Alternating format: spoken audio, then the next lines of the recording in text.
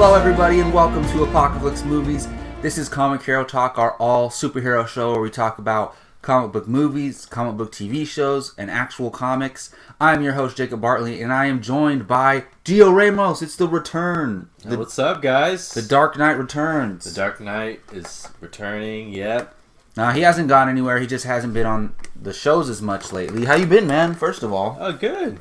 Got a girlfriend now. That's right. But that's not the reason why I've been, Hey, you said it. You said it. So first up, before we get into our news topics today, we're going to talk about Kingsman: The Golden Circle. I just saw it yesterday.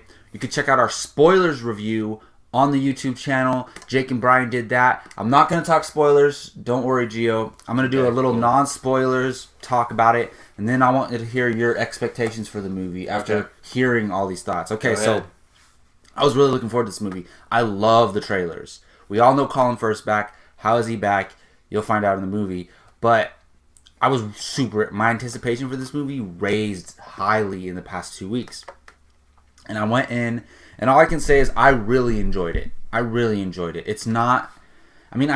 we say this so much, but it's not as good as the first one. I mean, it's just true, in my opinion. But it's still so much fun, so enjoyable, so out there. They might have taken, the dirtiest moment in the first movie. They might have taken that to a whole nother level with the moment in this movie. Okay. I literally, when I was in the movie theater, when something happens in the movie, an elderly couple literally got out and left. But I understand, but at the same time, I'm like, have you seen the first one? Why would you come see this movie if you've seen the first one and you're sensitive? There are some parts that are out there, yeah. You know what I'm saying? So, anyways, very enjoyable. Taron Egerton is even better. He's just getting better. Him and the Mark Strong character are amazing. That was the best part of the movie. I like having Colin Firth back. There was a couple things that I was iffy about with that. The villain was okay, not as good as Samuel L. Jackson, but still pretty good. But there was just some weird stuff in there, like some stuff I'm like, nah, come on, this is a little too much. Not necessarily like how far they take it, but like with who it's with and stuff like that. And there's a big disappointment with a certain character that you think's in the movie a lot, but he's barely in the movie. But overall, I really did enjoy it. I would probably give Kingsman: The Golden Circle a 7.5 out of 10. So, what were your expectations before hearing me talk about it, and have they changed now? Well, I wasn't really asking for a Kingsman's sequel for Matthew Vaughn. I wanted to see him tackle other projects. We're going to talk about later. Okay. And as far as Colin Firth coming back, I don't know. I mean, according to you, it works. For me, it works. I've heard some other people say it didn't work for them. Okay. But in this world that they established with the super spies and the technology and everything, it makes sense to me. Okay. But, I mean, I did like the trailers, especially that first one. Mm-hmm. It looks like it's action-packed. My expectations have lowered somewhat a little bit because of your reaction and review to it, your brief review. But I'm still going to go in wanting to have a fun time. Matthew Vaughn. Oh, it's so much fun. He's a fun, violent, action kind of guy who can sometimes take things, and really put them out there. Oh, yeah. So, yeah. Well, I recommend having a drink while you watch it if you're of age. I had a couple IPAs at CD Movie Girl when I saw it, and I was feeling good, enjoying the movie. It's a fun movie. Not every movie has to be Logan, Right. Anyways, now let's get into our movie news topics. Not much today. We have two big things that happened this week, so let's jump right into it. So some new details on the new Mutants movie have emerged. So the CEO and chairman of Fox was in an interview with Variety, and his name is Stacy Snyder, and he had some things to say about the new Mutants movie coming up. And it was basically about how the genre of comic book movies is kind of adapting and changing, so it's not the same stuff over and over again. There's a bunch of quotes on there. You can go read the full article on Collider.com, but this is the quote that I pulled from it that made the most sense to me to talk about. So this is from Stacy Snyder per Variety. If we're going to make a superhero movie, we have to ask ourselves, what's our version? What's a Fox Marvel film? When you look at films like Deadpool or Logan or the upcoming New Mutants, you'll see they have their own personality. Great effort has been put into making sure they're differentiated. And then he goes on to say, New Mutants is about these teenagers who are just coming into their powers. It's like watching mutants go through adolescence and they have no impulse control, so they're dangerous. The only solution is to put them in a Breakfast Club detention cuckoo's nest institutional setting. It protects the people on the outside, but it's strange and combustible inside. The genre is like a haunted house movie with a bunch of hormonal teenagers. We haven't seen it as a superhero movie whose genre is more like The Shining than We're Teenagers, Let's Save the World. So, Gio, you hear these comments from the CEO and chairman of Fox. How do you take this? Are you more excited for the new Mutants movie now? I am. I love this news. This sounds amazing. I wish it wasn't from the CEO because I know he doesn't give a shit. He just wants to make money, so he'll say whatever he wants. It seems like he knows a lot about it, though. I could see some CEOs like, oh, what's that movie about again? Like, you know. Yeah, maybe. But I love that Fox and Marvel, 20th Century Fox, Marvel, their Marvel properties are creating something different for the definitely, genre. because we don't want the same thing from. You have DCEU, which is trying to be grounded. You got the Marvel movies, which are trying to be cosmic and family and fun and all that kind of stuff. Then you have Fox and Marvel, who just they don't care. They'll just like, you want R-rated, we'll give you R-rated. You want heavy adult themes and mature themes, we're gonna give you that. And with New Mutants, most of us and myself, I was expecting just a teenage drama kind of coming of age. Well, this looks like it's going to be like set inside maybe an institution and like similar to how we saw Legion. Remember when we saw the pilot episode? Yeah, kind of like that. Yeah, I could like see that. testing. Yeah. I'm excited about that. This sounds amazing. So we knew they were going for a horror movie type feel, but we didn't know it was going to be like this. So like, look what he said. Like, I think it's going to be in a closed setting in a house. Like, think of The Shining. That's a perfect explanation for this because I could see. There has to be a plot and a story and something going on, obviously. But I could see this whole movie like taking place in a big mansion like The Shining, and just a total mind f. Like, this sounds amazing. And like he said, Fox is doing it great. Like Logan and Deadpool, Deadpool came out in 2015, but still like back to back hit R-rated movies, comic book movies, who are both some of the best movies of that year. Yeah, it's crazy to think like for most people, Fox has the best superhero movie this year, and it's like it's not even close in my opinion. So I think this is amazing. It sounds great. Josh Boone is a director, I believe, and yes. It sounds like Faulkner stars. He's obviously directed some good projects, so it seems like he has a good handle on this, and we get some good casting. Anya Taylor-Joy, and then Game of Thrones girl Macy Williams. That's awesome. So I can't wait for this. I think it sounds incredible, honestly. Yeah, I can't wait for that first trailer. Is so perfect for this. Oh yeah, I can't wait for that first trailer, man. Yeah, it's gonna be crazy. awesome. All right, moving on to the DCEU that we just spoke of. So Matthew Vaughn was talking with Collider Steve Weintraub, and he had some thoughts on his version of Superman, what he thinks Superman should be. And it should be noted that before Man of Steel was made, Matthew Vaughn and Mark Millar met with DC and pitched their version of Superman, and they wanted it to be fun, colorful Superman. But DC obviously decided to go away from that, probably for two reasons. That's what Christopher Reeves was, and also that's kind of the tone of Marvel right now, so they wanted to do something different. Anyways, this is what Matthew Vaughn had to say when talking with Collider Steve Weintraub. Weirdly, if I did do Superman, and I made the mistake of telling someone yesterday I've spoken about it, and then wallop, and then he laughs. I think my main take would be it's really boring, but make a Superman film. I just don't feel a proper Superman. I think Donner did it to perfection for that time. Just doing the modern. I want to do a modern version of the Donner version. Go back to the source material. For me, Superman is color, feel good, heroic. He's a beacon of light and darkness, and that's what I think Superman should be.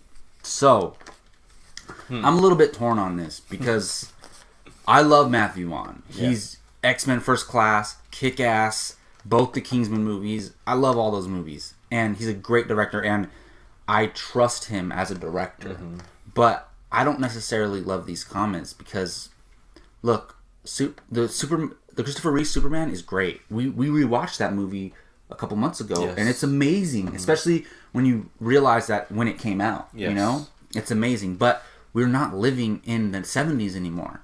This is a new era for new superheroes, and this Man of Steel Superman is our Superman, and he, in my opinion, he's a great Superman. And a lot of people are saying, what if Matthew Vaughn made a Superman outside of the DCEU? I'm like, hell no, I do not want that. I would love for Matthew Vaughn to take Henry Cavill and make a new Superman movie. Make Man of Steel 2, whatever you're going to call it. You can add elements of lightheartedness and fun and color, of course. Right. But it doesn't have to be that what you're going for. Why are we living in the past? Why is he saying, let's go back to the source material of that movie? Love Matthew Vaughn. I don't agree with these comments. Use this Henry Cavill character and move on with him, adapt him, move forward.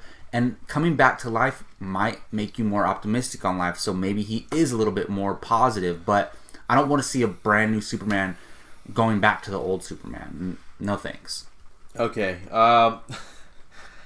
They made a modern Christopher Reeves Superman Donner. It was called Superman Returns, and that movie didn't work out so well. And it wasn't because of Bryan Singer or who played Superman. What's his name? Brandon Routh. Brandon Routh. It was just there wasn't like that sense of danger or stakes. Well, he didn't even fight anyone. And then he fought. He punched the island or whatever. But look, as far as happier, more colorful Superman. This is what the DCEU has been building towards, and I've been saying this for years now.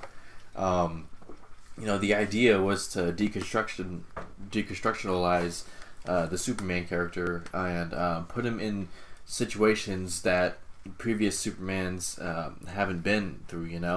Like Man of Steel was about immigration and alien coming to for sure the world, and Batman v Superman was him finding his place, like, was he going to be a savior or is he more of a problem or a threat? Everything he did was, controversial. And by the end, he's accepted by humanity and, loved. So when he comes back, it'll be more optimistic, more light, more joyful, all this and that. So it fits with what Matthew Vaughn is trying to do. It makes sense why the WB, Warner Brothers, they're going after him. But don't try and just make a completely different Superman film. Try and set it within the tone that's been established. Yeah. That doesn't mean go stay dark and have him stay like borderline depressed because he's trying to find his place. Oh yeah, I mean he's died, so he's gonna have to deal with that. Sure, make him grow from what we've seen so far. So yeah, and I'm okay with him being a little more lighthearted. Sure. The faithful hero, the one kind of like how Wonder Woman was in a way. Mm-hmm. I'm okay with him being that, but I don't want to see like, all right, let's just pretend Man of Steel and Batman v Superman didn't exist. Let's move forward. Let's recreate this Christopher Reeve Superman. Why would you do that? Let's move on. That's like saying like let's recreate the Sam Raimi Spider-Man. Why would you want to do that? Let's create new things, in my opinion. Yes. All right. So this next topic can be labeled under rumor and potential spoiler. So it's a potential spoiler for Justice League. So if you don't want to listen to this, skip ahead about 5 minutes. I would say you'll be pretty safe. So you have been warned, and this is a rumor, so take it with a huge grain of salt.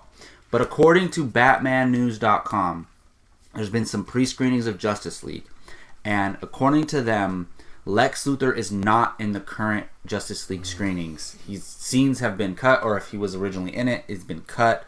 Gio, if this is true, how do you feel about it? Not good. I really like Jesse Eisenberg as Lex Luthor. I thought the good heavily outweighs the bad. We always talk about that rooftop scene with him and Superman. I love that how scene. Great that scene is.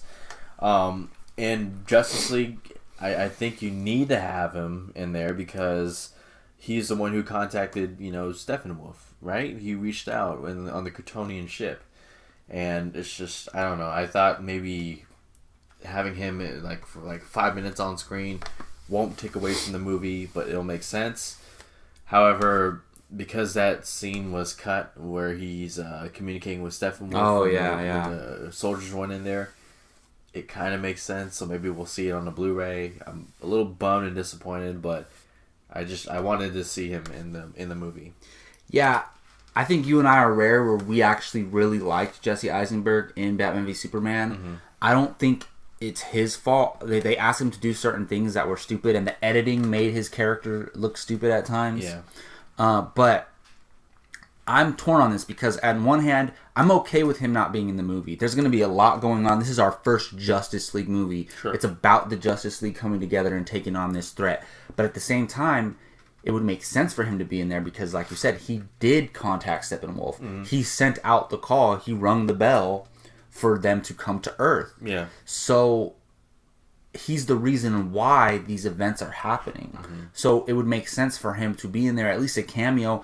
Batman hinted, was it on the extended edition or in the regular one where he said, I have a spot for you in Arkham? It was the Ultimate edition. Okay, so technically it's not canon, I guess, but still, they had plans for him to go to Arkham. I would love to see the movie open, like, and show Arkham, and like maybe a little bit of Easter eggs for other villains, and then just show Lex Luthor, show Batman going to talk to Lex Luthor or something like that. It could literally be less than a minute, just a little cameo, just to connect Batman v Superman to Justice League. That's it. I don't want him to have a big role at all, but I think there's room for a little cameo to connect the plot line of Lex Luthor contacted Steppenwolf and brought him here. But the movie's going to be fine without him, I think. It's going to be fine. Mm-hmm. I think the movie's going to be great. So we have that to look forward to. All right, moving on to our TV Connections segment where we talk about some of the stuff going on in the comic book TV world. We've got two topics today. First up is the DC CW hinting towards the Crisis on Earth X. So they're crossover episodes where Supergirl, The Flash, Arrow, and Legends of Tomorrow all come together. They've tweeted out this poster, and it's kind of like a comic book poster, and it teases the Crisis on Earth X, and it has all the characters on the side and stuff like that. So basically, this is how it's explained. The heroes of The Flash, Arrow, Supergirl, and DC's Legends of Tomorrow will come together in Crisis on Earth X for Barry and Iris's wedding, which is crashed by villains from Earth X who bring a deadly agenda to the party. And apparently from Earth X, you have like Supergirl, Flash, and Arrow counterparts, like Nazi versions of those characters. Mm-hmm. I know you're not fully caught up on these shows. You used to watch the early seasons. But just as an idea of this crossover, how does this sound to you? I mean, it makes sense. Yeah. You know, bring them all together. These shows are successful. Oh, yeah. So Barry and Iris are getting married. Huh? Okay. Yes. I'm so far behind. I don't even know what to expect. If it's just as half as good as that first Arrow and Flash crossover. Oh, the very first one? That was great. That was great. Yeah, so looking forward to it. And I liked last year's, the Alien one, the Invasion one. Mm-hmm. I liked it. It was good. So they have to do something different, and this makes a lot of sense. I want them to go to Earth X and fight these villains or whatever the case is. Mm-hmm. It's kind of a cop-out, like, they're going to fight themselves, in a way. And we've seen this a million times where, like, the actors on these shows play a different version of themselves. Mm-hmm. So I don't know if I love that idea. I just like the idea of Crisis on Earth X where, you know, people from another Earth are coming to, you know, attack these heroes. I think that's cool, but I don't necessarily want it to be different versions of them. But I watch all these shows. I'm fully caught up on all of them. I will be talking about them on Comic Hero Talk and probably the Bartley broadcast. So stay tuned. I will keep you updated on my thoughts on those shows when they come back. Next up on the TV segment is the new Punisher trailer. So Netflix released a new Punisher trailer. It's badass, but they don't show us the release date at the end. Gio, you just watched this trailer right before the show. What do you think of it? Oh, it's everything I expected, man. Like, he made such an impact in the second season of Daredevil. Oh, yeah. Some would say he probably stole the show. Those first 4 episodes, he did. Oh, yeah. So, in this one, we're going to kind of go back into his past a little more. That was teased in Daredevil Season 2. Spoiler, at the end, he blows up his own house, right? Yeah. So, but it's still great to see him go back and, you know, see, not just have him tell you the life he had, but to show you the life that he had with his wife and his kid. And I love the tone of it, you know, to the sound of Metallica. That's awesome. Yeah, it's amazing, badass. But, yeah. And we even see a little bit of a gun fu action, you know, with John Wick. You know, he turns the gun and he's like this. So I'm expecting some great gun battles, some amazing fight choreography, little tease of Karen Page in there. Mm-hmm. Yeah, so it'll be cool. It'll be interesting to see. Yeah, I love this trailer. John Bernthal is the Punisher. He's perfect as the Punisher. And he was great in Daredevil Season 2. I was a little disappointed he didn't show up in Defenders, but that's all fine. I'm hoping he's in Season 2. That would be awesome. But yes, I really enjoyed this trailer. I love how the guns are clicking to like the beat of the music and stuff like that, and he's like loading his guns in his holster. Like, that's awesome. And then once the music kicks in and he's just going ham, like just popping fools, like that is great. I think this TV show is going to be badass, and they keep like teasing the release date. It's so weird. Like, usually we know when these shows are going to come out, and it's like flickering at the end in front of the release date. I think I kind of saw 9/29, which would make it come out next Friday, and these shows do release on Fridays, so that would make sense. I don't know why they would do it in October, so close to Stranger Things Season 2, even though it's not the same audience necessarily, but one are going to take away from the other, you know? So I think releasing it now would be great, and then have Stranger Things 2 come out in October. But either way, I'm super excited for this. I can't wait till it comes out. I mean, it's going to be out of nowhere, so it's going to be exciting. Alright, moving on to the comic book segment, and I only have one comic to talk about today, and that is Captain Phasma #2, the Star Wars canon comic that kind of ties into The Force Awakens. It starts out showing how and why Captain Phasma got off of Starkiller Base, and we know she's alive. In the marketing for Star Wars, the toys, everything, like, we know she's on the IMDb page. We know Gwendolyn Christie's coming back, so it's not a spoiler. Obviously, there's a comic book out talking about how she got out. So basically, the first issue shows how she got out, and she's going on this mission, and she's basically trying to track somebody down who's a loose end. And it's a good issue. I don't love this series so far, but I'm going to keep reading it because it ties into The Last Jedi, obviously, because this is in between. This is the only storytelling right now that we have that's in between The Force Awakens and Last Jedi. So we know what she's going on. I will say there's something that happens in this book that, like, she doesn't have superpowers or nothing like that, but she is very powerful. She's very, like, skilled, and she can do some crazy stuff, like, as far as just her skill set and everything like that. But I'm just interested in the Captain Phasma character because we didn't get any of her in The Force Awakens. So I'm curious to see what happens in this and how it leads up to The Last Jedi. Gio, does this stand out to you at all? Or It's tough because Phasma was such a disappointment in The Force Awakens, like Slipknot level disappointment, you know. Yeah. You were promised a lot of them on screen, but it didn't work out. But yeah, I want to know. You can tell me off camera how she gets off. Oh yeah, I'll tell you. Because they don't cover any of that, you know. It's almost like some of her scenes got cut from The Force Awakens. Maybe you know, I could see that. Yeah. But you know, she's. I mean, you know, The Last Jedi is going to be somewhat of a redemption for her. Hopefully, you know. If not, hopefully they keep her out of the. Promotional tour, don't make us, think she's, I'm sorry, I'm going off. No, I'm not even talking about the, I'm not even talking about the comics. This ties into the comic, so it makes sense. Oh, like, yeah. I was hoping Gwendolyn Christie had a sword and not a gun, but, they have to have her and Finn confront each other. Oh, yeah. They have to fight. I want to see, even though she might whoop his ass, I want to see Captain Phasma. Maybe Finn's been training more. I want to see Captain Phasma and Finn fight. I think that's like, they're each other's antagonists, you know? Finn's just going to spend this entire trilogy getting his ass kicked, first by Kylo Ren, then by Gwendolyn Phasma, and then... Yeah. Oh, well. Oh, God. Alright, so this last segment is a new segment that I'm adding, and I'm calling it fan casting. So now I think it's just fun talking about what actors we want to play certain superheroes or villains in upcoming comic book movies. So I'm going to throw it to you, Gio. Any upcoming villain, any upcoming superhero who's not cast. It can be somebody we've seen before but who's not cast, like Green Lantern. It can be a character we've never seen on screen before. So who do you got?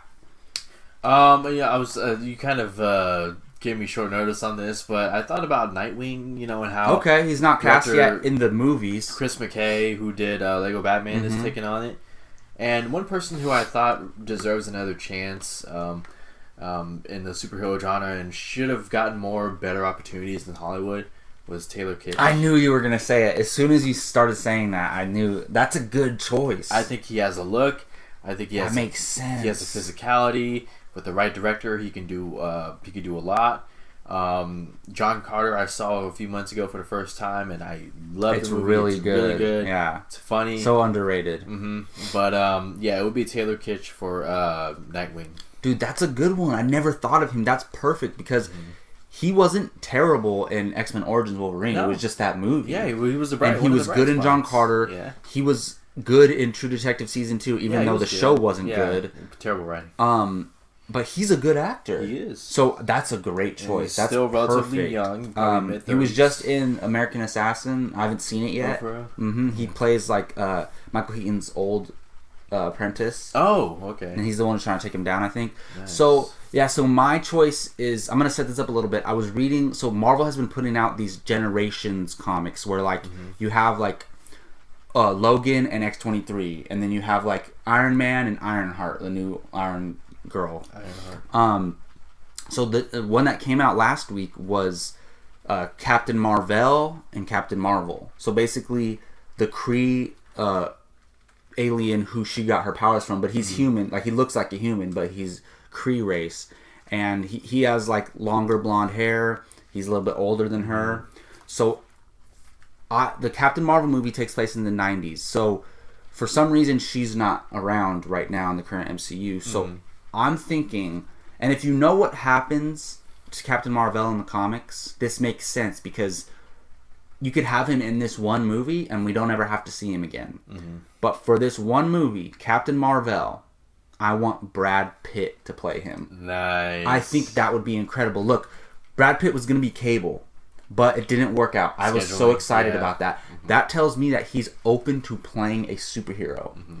Look up Captain Mar-Vell. We've seen Brad Pitt with the long hair in Troy.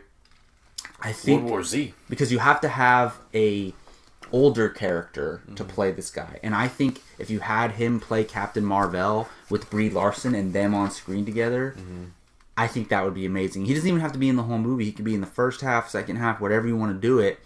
And he can sign on for a one picture deal if they want, because what happens to Captain Mar-Vell in the comics, it would make sense. So that's my fan casting. I think that would be amazing. What do you think about that? That's good, man. I like that. Yeah. Brad Pitt, I want to see him in the superhero genre. That he still has that physicality. It makes sense because there's not that many roles for older men like him, but I think that role would work. Absolutely. You know? Never a bad idea to have Brad Pitt in your movie. Yeah, he's great. All right, well, that's going to wrap up Comic Hero Talk for this week. I want to thank you, Gio, for joining me, getting back on the shows, man. Yeah, I'm going to be back, guys. I promise. DCEU and Comic Hero Talk. Yeah, he ain't going anywhere. Not going anywhere, I promise. Let them know where they can find you online. You can find me on Twitter at GeoDude90. You can find me on Instagram at Gio Ramos24. Check out apocalypsemovies.com. Doing some editorials and write-ups, so that'll be coming soon. And you can find me, Jacob Bartley, on Twitter at JacobBartley_. You can find me on this YouTube channel, Apocalypse Movies. Please subscribe, hit that like button. We got the Padawan podcast, a bunch of different shows going on here. Check us out on iTunes. We got our shows up on iTunes now. You can download, subscribe over there. Thank you all for watching again. Until next time, take care.